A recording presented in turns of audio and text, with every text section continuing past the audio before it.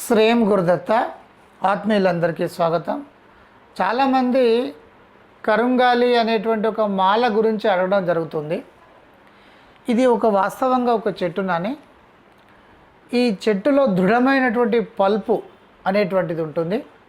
ఈ చెట్టు ఎక్కువగా వాతావరణము చల్లగా ఉండేటువంటి ప్రాంతాలలో పెరుగుతుంది. ఇప్పుడు ఒక టేకు చెక్క తీసుకున్నాం అనుకోండి, లేతగా ఉన్నప్పుడు ఒక రకంగా ఉంటుంది. ఆ టేకు పెరిగిన తర్వాత స్ట్రాంగ్ ఒక 10 సంవత్సరాలు 20 సంవత్సరాలు అయిందనుకోండి, ఆ లోపల గట్టిగా ఉండేటువంటి ఒక ఈ కలపే ఉంటుంది. అది చాలా దృఢంగా గట్టిగా ఉంటుంది. దాన్ని షాగా అనేటువంటిది పేరుతో పిలుస్తూ ఉంటారు. షాగా అంటారు. రకరకాల ప్రాంతాల్లో రకరకాలుగా వాడుతూ ఉంటారు. వాస్తవంగా ఏంటంటే చాలా దృఢమైనటువంటిది ఆ లోపల ఉంటుంది. అది కూడా కర్రనే.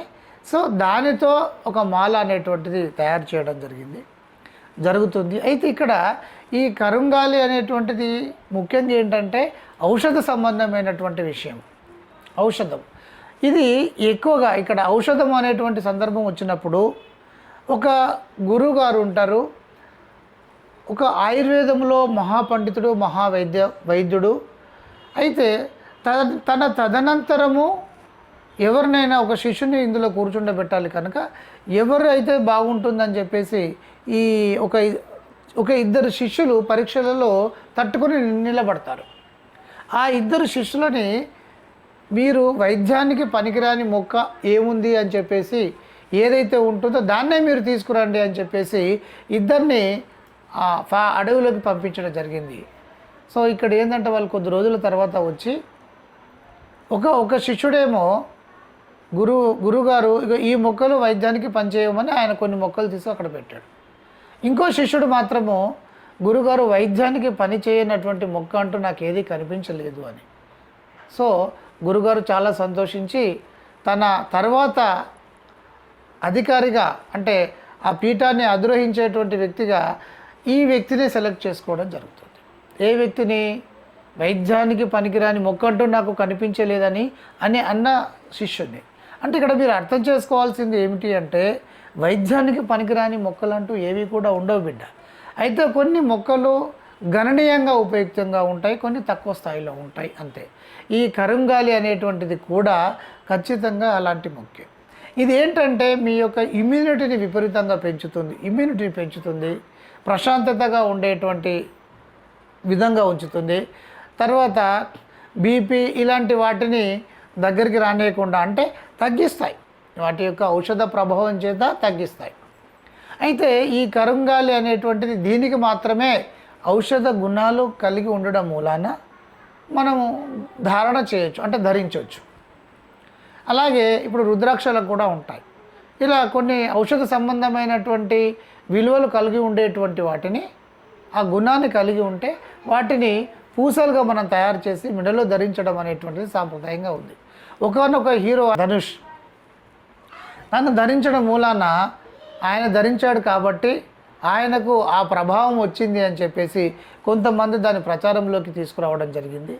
ఒక వ్యక్తి యొక్క శక్తి సామర్థ్యాలు, ఒక వ్యక్తి ప్రస్ఫుటంగా ముందుకు వెళ్తున్నాడు అంటే ఇది అతడి యొక్క గత జన్మ స్థితిని బట్టి ఒకటి ఉంటుంది. రెండవది ఈ జన్మలో అతడు ఏం చేస్తున్నాడు, ఈ జన్మలో అతడు శక్తి సామర్థ్యాలు వెలికి తీస్తున్నాడా లేదా అనే దానిపైన ఉంటుంది. ఈ రెండిటిపైన ఇంకా కొంత మంత్ర ఉపదేశానుసారం కూడా చేసేటువంటి వాళ్ళు ఉంటారు. ముఖ్యంగా ఒక మంత్ర విధానాన్ని పట్టుకున్నట్టయితే అమోఘమైనటువంటి ఫలితాలు ఉంటాయి. అది దాన్ని మాత్రం వాళ్ళు బయటికి చెప్పరు. ఒక మాలను వేసుకున్నారు అంటే కేవలం ఆ మాల ప్రభావం కాదని మీరు గుర్తుపెట్టుకోవాలి. కానీ మాల ప్రభావం ఔషధ రూపంలో మాత్రం ఉంటుంది. ఇప్పుడు కొంతమంది గిరిజనులను చూడండి మీరు, అక్కడక్కడ రోడ్డుకు దగ్గరలో ఆ రోడ్డు పైన కొన్ని పెట్టుకుంటూ ఉంటారు, ఔషధాలు పెట్టుకుంటూ ఉంటారు, అమ్ముతూ ఉంటారు. ఇందులో కోయ, తర్వాత గోండు, గొట్ట ఇట్లా గిరిజన సంబంధమైనటువంటి వైద్యులు ఉండడం జరుగుతుంది. మీరు వారిని గమనించినట్టయితే వారి దండము ఈ భుజానికి దీనికి ఏంటంటే అనేక రకాలైనటువంటి వేర్లను కట్టుకోవడము, చెట్టు యొక్క వేర్లను కట్టుకోవడము, చెట్టు యొక్క ఈ క్రీపర్స్ ఉంటాయి కదా వాటిని కట్టుకోవడము, ఇలా కొన్ని మనం చూస్తూ ఉంటాము.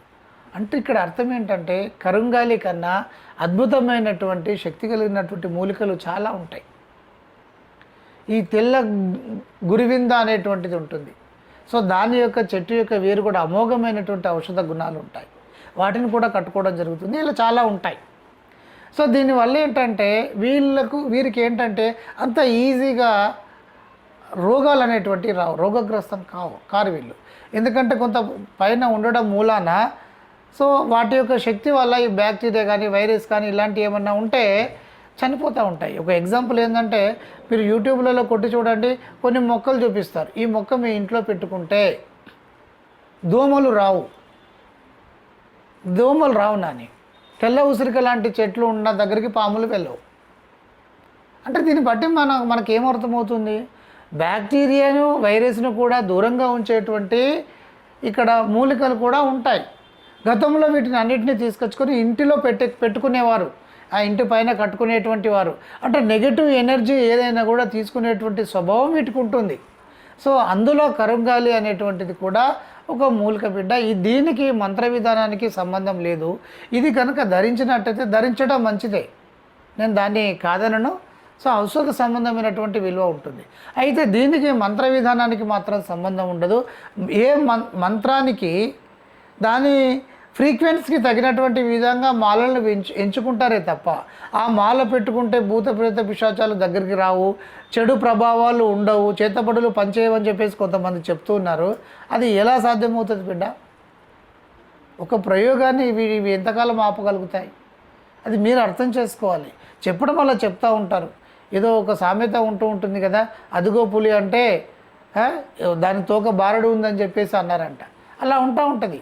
ఇక లోకం అనేటువంటిది అలా ఉంటుంది. ఒక ఛానల్లో ఒక దాని గురించి రాసినప్పుడు దాని గురించి ఇంకొక ఛానల్లో లేకపోతే ఒక లోటుగా భావించేసి దాని గురించి చెప్పడం అనేటువంటిది జరుగుతుంది. అలా ఇవన్నీ జరుగుతూ ఉంటాయి. కానీ వాస్తవాన్ని మీరు గ్రహించాలి. మీరు ఎదగాలంటే నక్షత్ర గ్రహ దోషాలను ఆపగలగాలి, పరప్రయోగాలను ఆపగలగాలి, మీరు శక్తివంతులుగా మారాలి. సరిపోతుంది, ఇంకా ఏది కూడా అవసరం లేదు. మరి పెట్టుకోవద్దా గురుగారు అంటే మీ ఇష్టం బిడ్డ, అది పెట్టుకోవాలంటే పెట్టుకోవచ్చు. కానీ దానికి అధిక ప్రాధాన్యత ఇస్తూ కూర్చోవాల్సినటువంటి అవసరం లేదు. ఒక మాల ఉంది బిడ్డ, ఆ మాలను మీరు జపం చేయట్లేదు. ఒక మాల మీరు చేతిలో పట్టుకున్నారు, మీకు శక్తి వస్తుందా? మీరు కరంగాలి మాల పట్టుకున్నారు, కూర్చున్నారు అలా ఒక గంట సేపు, లేదా ఒక తులసి మాల పట్టుకున్నారు, ఒక రుద్రాక్ష మాల పట్టుకున్నారు, ఇలా రకరకాల మాలలను ఇలా పట్టుకొని కూర్చున్నారు, మీకు శక్తి వస్తుందా? మీరు ఏ మాల పట్టుకోలేదు, మంత్రం జపం చేసుకుంటూ కూర్చున్నారు, ఫింగర్స్తో లెక్క పెట్టుకున్నారు.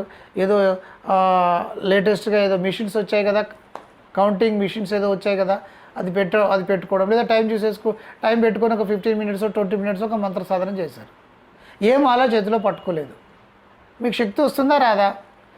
శక్తి దేనివల్ల వస్తుంది? మాలలు తిప్పడం వల్ల వస్తుందా, లేక మీరు మంత్రాన్ని చదవడం వల్ల వస్తుందా? మీరు మంత్రాన్ని చదవడం వల్ల శక్తి వస్తుంది. అయితే మంత్రము ఏ కోరిక ప్రకారం అయితే మనం చేయాలనుకుంటున్నామో తత్సంబంధమైనటువంటి మాలను తీసుకోండి అని చెప్తారే తప్ప ఆ మాల వల్ల మీకు ఎలాంటి మీకు శక్తి అనేటువంటిది రాదు. మంత్రజపం చేయడం వల్ల ఖచ్చితంగా మీకు వస్తుంది. ఇది మీరు ఈ పాయింట్ కనుక మీరు అర్థం చేసుకుంటే చాలు. మాలలకు మీరు విపరీతమైనటువంటి ప్రాధాన్యత ఇవ్వాల్సిన అవసరం లేదు. కానీ మీ మనసుకు అనిపిస్తుంది పగడాల మాలతో చేస్తే బాగుంటుంది, కరంగాలి మాలతో చేస్తే బాగుంటుంది, రుద్రాక్ష మాలతో చేస్తే బాగుంటుందని మీకు అనిపించినప్పుడు మీరు మంత్రం చేసేటువంటి సందర్భంలో పదే అది గుర్తుకు వస్తూ ఉంటుంది. ఆ మాల అయితే బాగుంటుండే, ఈ మాల అయితే బాగుంటుండే. ఈ మానసికమైనటువంటి సంఘర్షణను వేదనను ఆపడానికి మీరు ఆ మాలను తీసుకుంటూ పోయేది ఏం లేదు. నేను కరంగాలి మాలతో నేను చేస్తున్నాను, మీకు ఒక తృప్తి. సో ఈ తృప్తి కోసం మీరు చేయొచ్చు, అది తప్పు పట్టాల్సినటువంటి అవసరమే లేదు. కానీ ఒక చిన్నదాన్ని మీరు పెద్దగా చేసి చూపించేటువంటి వాళ్ళు ఉంటారు. మీరు అలర్ట్గా ఉండేటువంటి ప్రయత్నం చేయండి. అందరికీ బ్లెస్సింగ్స్.